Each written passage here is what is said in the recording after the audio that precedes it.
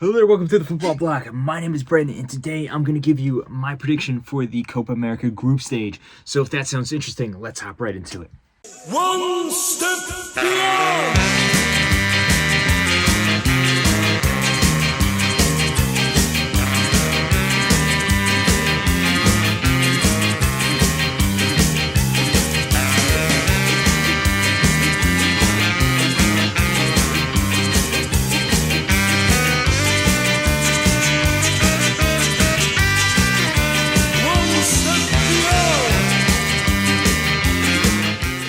So the Copa América 2024 is finally here, and we have the group stage to look at. If you're interested in my total predictions of the tournament, watch my last video. But right now, we're going to look at the group stage, who I think is going to go through in top of the group, who is going to finish second and go through, and then who is going to finish third and fourth and be eliminated.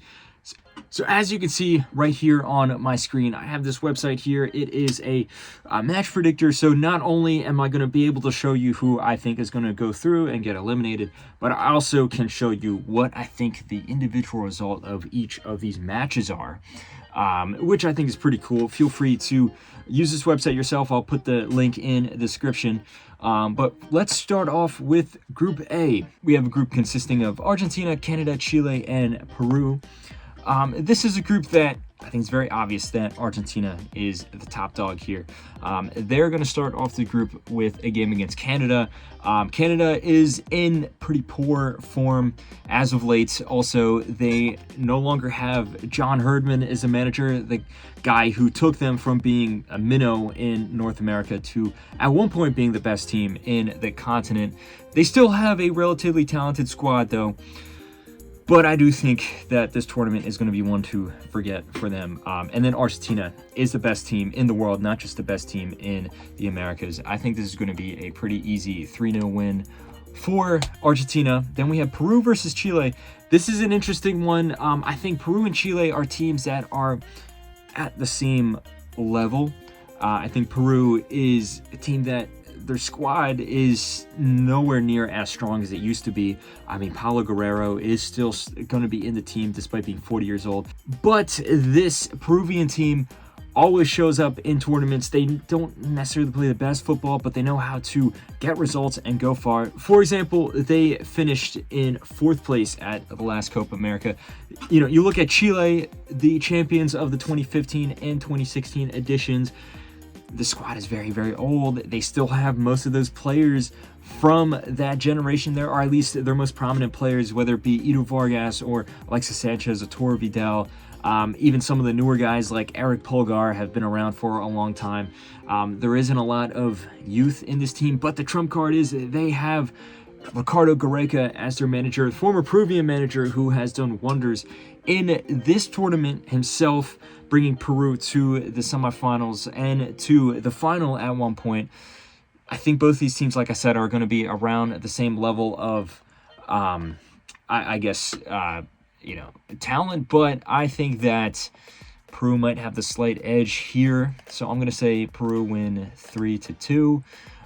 Next we have Peru versus Canada. I do think that Peru is going to have enough to defeat Canada. Like for all the reasons that I said before, I don't think Canada is going to have a good tournament. Then we have Chile versus Argentina, rematch of both the 2015 and 2016 Copa America finals. This one, every time Chile play Argentina, it's always a really tight game. So I'm actually going to say that this game is going to be a 1-1 draw. Most of the time, like for whatever it is, Chile just has Argentina's number.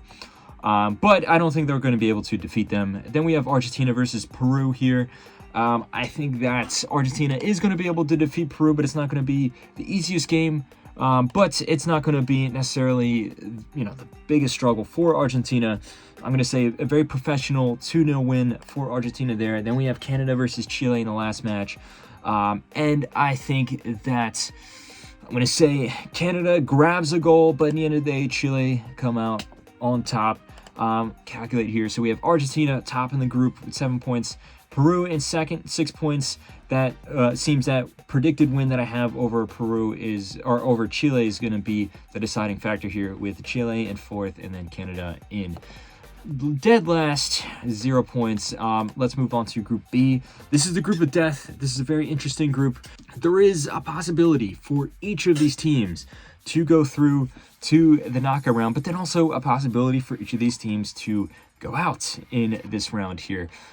First match we're looking at is Ecuador versus Venezuela. Venezuela, I think, is a team that should be very exciting. I expect a lot from this Venezuelan team. Then you also have Ecuador, who have some expectations on them. They were, pretty good at the last World Cup, in my opinion, but as I said in my predictions video, I think that their attack has declined a little bit, but their defense has improved. I'm going to say that because I think Ecuador is overall a better team than Venezuela, they might have the upper hand here, but I think this is going to be a tight match. I'm going to say 1-1. I think there's going to be a lot of draws in this group here. Then we have Mexico versus Jamaica, two CONCACAF teams facing off against each other. Mexico, I think this is the worst Mexico team that we've seen in a long time, not just in terms of the players that they have, but also in terms of just the infrastructure. That it doesn't seem like there is much of a future for this team in terms of the players that are coming up through the system. I don't think Jimmy Lozano is necessarily the best manager. They also left out a lot of veterans, which some Mexico fans are celebrating. I don't think it's going to have the best impact on the squad because they're leaving a lot of experience at home. Jamaica, though, is a team that's even in worse condition. They have some very talented players, but there is no team mentality whatsoever. There's just the team just does not work together. There's so many issues with the team on and off the pitch. So I do think that Mexico is going to have enough to defeat Jamaica here. I'm going to say a 3-1 win for Mexico. But you head into the next match. We have Ecuador versus Jamaica here. Ecuador, like I said, is going to have some issues scoring goals, but defensively they're going to be very strong. So I think this is going to be a relatively comfortable win, but they're not going to blow Jamaica away. I think it's going to be 1-0. Then we have Venezuela versus Mexico. Now I think this is going to be a massive upset here. I think Venezuela is going to be able to defeat Mexico here. I think Venezuela is going to come out on top. I'm going to say 2-1, maybe a very back and forth game, but at the end of the day, I think just Venezuela have a better team mentality. And in my predictions video, I had Venezuela as the surprise team. Sometimes it just happens. Teams catch form at the right moment. That can happen in a short tournament like this. So I do think Venezuela they're just going to have it, and Mexico does not have it. Next match we have Mexico versus Ecuador. I think that, maybe Mexico is going to put up a fight, but I don't really see them cracking down this Ecuadorian defense here. I think that they're going to lose 2-0. Actually, I think Ecuador is going to come out on top. And then last game, we have Jamaica versus Venezuela. Funnily enough, these two teams actually played each other in the last time the Copa America was hosted in the United States. Venezuela came out on top. 2-1 winners. I think we're going to see a repeat of that same result here.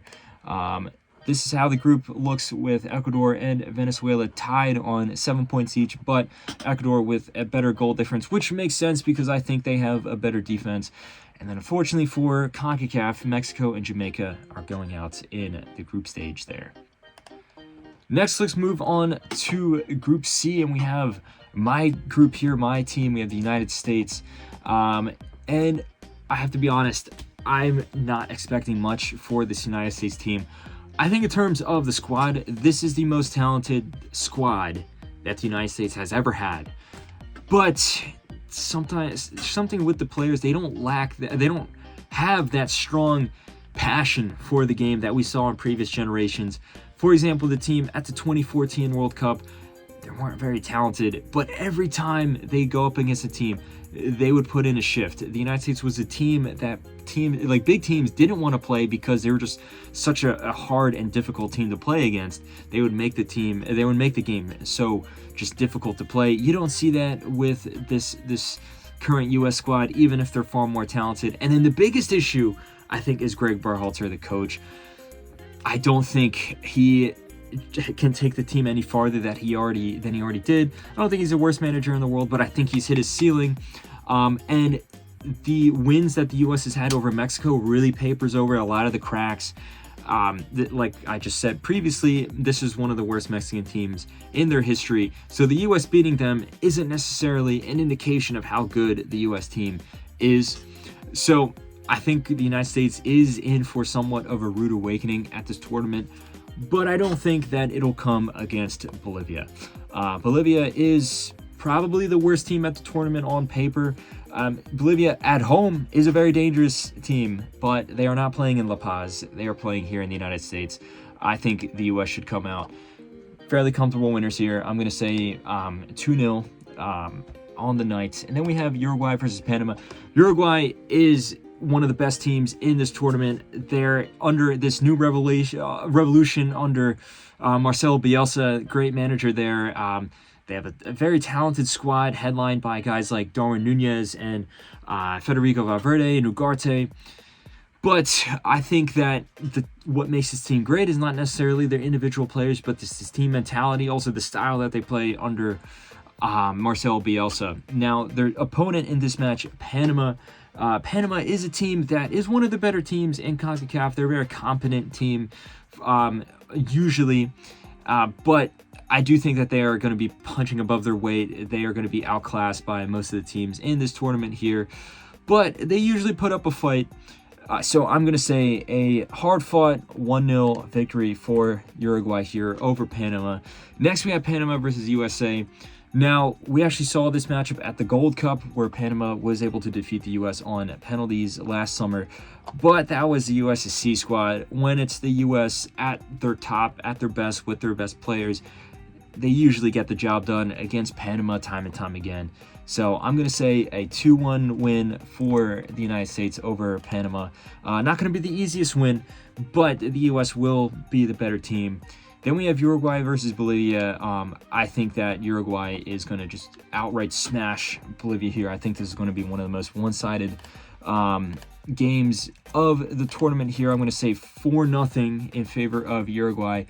Then we have U.S. versus Uruguay. I think this is also, unfortunately, going to be a pretty rough game for the United States and another very one-sided victory for Uruguay. I think that it's going to be 3-0 to the Uruguayans here. The U.S., maybe is going to come into this game a little arrogant after beating both Bolivia and Panama. But once they face a serious opposition in Uruguay, those glaring flaws, whether it be the lack of passion from the players, Greg Berhalter's very rigid system, which doesn't really mesh well with the type of players that he has, I think it's going to be exposed out in the open, and Greg Berhalter is going to be completely outcoached by a top manager in Marcelo Bielsa. Then we have the last match of the group. We have Bolivia versus Panama. Funnily enough, like one of the last games I was talking about before, Bolivia and Panama did play each other at the Copa América in 2016, last time in the United States. And Panama defeated them 2-1. And you know what? I'm going to say the same exact thing happens here. I think Panama is slightly better than Bolivia, but Bolivia will maybe get a goal back. If you calculate the score here, we have Uruguay top in the group with 9 points, 9 out of 9. Then USA in second with 6 points, Panama in third, and Bolivia in fourth.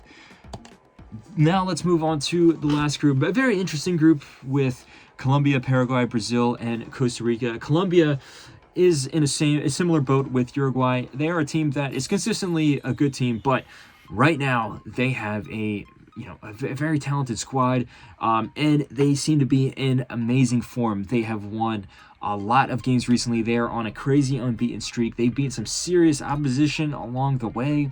The usual suspects are there. You still have James Rodriguez, who, is not playing at the best in terms of his, club team. He's not having the best of season for Sao Paulo, but he shows up whenever he puts on a Colombia shirt. Similarly with a guy like, Juan Fer Quintero. But then you also have Luis Diaz, one of the best wingers in the world, one of the best wingers in Europe, playing for Liverpool there.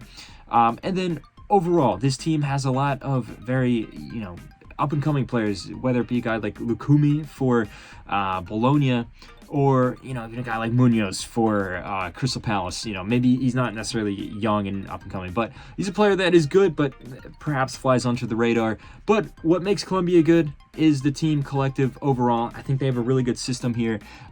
Confidence is at an all-time high. Paraguay, it's interesting. Paraguay is a very hot and cold team. Sometimes they can make a massive upset, like in the past in the Copa America when they would be beating teams like Brazil and making it all the way to the semifinals and the final. But then other times they are the worst team in South America. So it's very interesting to see what Peru will show up here. Sometimes within tournaments themselves, they are very inconsistent. If you go back to 2021, they had a game where they defeated Chile 2-0, but then the next game they were awful against Uruguay. This Paraguayan team does have some stars in it, whether it be a guy like Enciso for Brighton or Miguel Almiron for Newcastle or Gustavo Gomez for Palmeiras, who arguably is the best defender in South American club football. I don't think that Paraguay is going to have an awful tournament, but I just don't think they have the cutting edge here.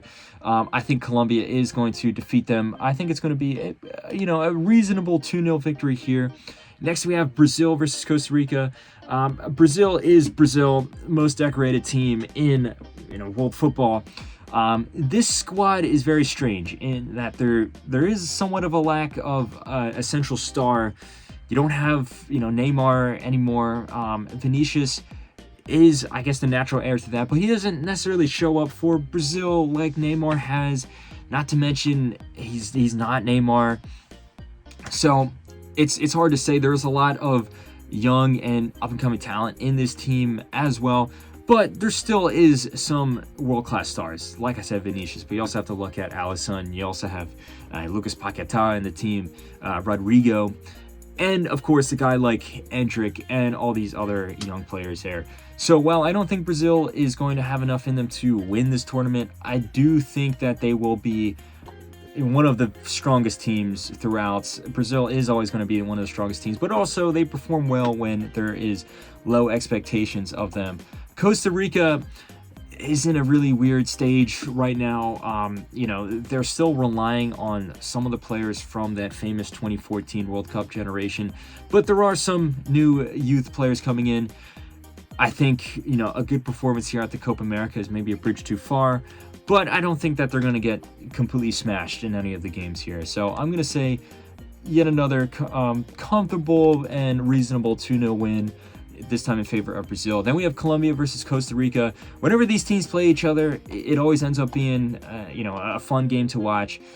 So I'm going to say, maybe 4-2. I think Costa Rica maybe might get a few goals here, but overall, Colombia will be the emphatic winners. Then we have Paraguay versus Brazil. Now, Paraguay, they always have Brazil's number for whatever reason. Paraguay is always a team that haunts Brazil. I think that trend is going to continue. You know what? I'm going to say maybe that youth and inexperience for Brazil is going to get tested here, and it's going to be a 0-0 draw on the night. But then we have Brazil going up against Colombia. This is essentially going to be for the top spot of the group. A lot of people have been saying that Colombia has it in them to defeat Brazil. And yes, they did defeat them in a World Cup qualifier. But this is a tournament that we're talking about here. Brazil always shows up, especially in the early stages of tournaments. And like I said before, usually Brazil performs best when there isn't the most heavy expectations from the world on their shoulders. So I'm going to say Brazil defeat Colombia 2-1 here in a very, very back and forth game. Now the next game we have here is Costa Rica versus Paraguay. And, I think that this is going to be a close game. I'm going to say a 2-2 draw. Now, if you calculate the results here, Brazil topping the group 7 points, Colombia in second on 6 points, and then Paraguay in third, Costa Rica in second. So anyway, guys, that has been my predictions for the Copa America. Just to review all the teams that I think that are going through to the knockout rounds are going to be Argentina, Peru, Ecuador, Venezuela, Uruguay, USA, and Brazil and Colombia. Let me know if you agree. Do you disagree? Do you think that I'm, overestimating some of these teams? Do you think I'm underestimating other teams? Do you think I'm a biased American? Let me know all your thoughts in the comments below. Don't forget to like and subscribe and share this video with a friend. Don't forget to follow the Football Bloc on social media as well. But anyway, guys, my name is Brandon. This has been the Football Bloc, and I hope you have a nice rest of your night. One step beyond.